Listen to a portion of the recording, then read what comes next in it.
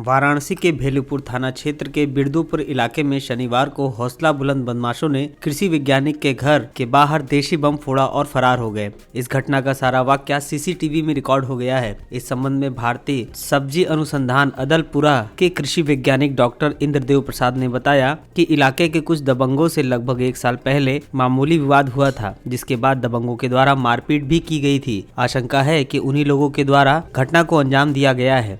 ये हमारे मोहल्ले में कुछ लोग हमेशा से हुड़दंग करते थे और रात को कल 12 बजे रात को आए और हमारे घर के अंदर स्कूटी के पास बम फेंककर भाग गए। बहुत तेज़ धमाका हुआ और मैं डर के मारे घर से बाहर नहीं निकला। सुबह मैंने सीसीटीवी फुटेज निकालने के बाद पुलिस को सूचित किया और पुलिस यहाँ आके एक आरोपी को पकड़ के ले गई। हाँ, कुछ दिन पूर्व भी ऐसा हुआ था। हमने पुलिस को इन्फॉर्म किया था, पुलिस आई थी, 2 लोगों को पकड़ के ले गई थी, फिर उनको छोड़ दिया था और तभी से उनका मन बढ़ा हुआ था कि पुलिस हमारा कुछ नहीं बिगाड़ सकती और इसलिए ऐसी घटना को वो दे रहे हैं अंजाम।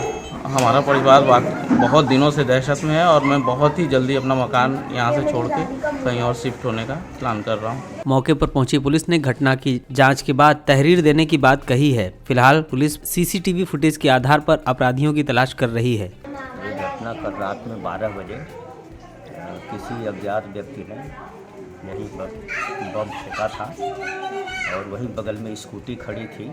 स्कूटी बाल बच गई और धमाका इतना तेज़ हुआ कि पूरा अगल बगल के मकान हिल गया। फिर रात में डर की वजह से कोई बाहर नहीं आया। आज सुबह जब हम लोग देखे हैं तो उसकी सूचना पुलिस को दिए तो पुलिस तत्परता करते हुए संदिग्ध एक आदमी को गिरफ्तार की है और आगे की कार्रवाई कर रहे हैं। पहले लॉकडाउन में एक रमेश यादव है, रमेश यादव के 2 का लड़का किशोर यादव है। रमेश यादव का लड़का? हाँ, रमेश यादव का लड़का किशोर यादव है। किशोर यादव के 2 लड़के हैं, शरद यादव और रजत यादव। तो ये घर पर भी चाय पान की दुकान उस समय कर रहे थे जब लॉकडाउन में टोटल बंद था। तो हम लोगों ने मना किया। मना करने के परिणाम यह हुआ कि अपने कुछ 10-15 थे मन बढ़ंत और वैसे असामाजिक तत्वों के साथ आकर के यही दरवाजे पर मेन गेट पर आकर के सब मारपीट किए और लात घुसा से खूब मारे पीटे। इसकी FIR दर्ज हुई भेलूपुर थाने में।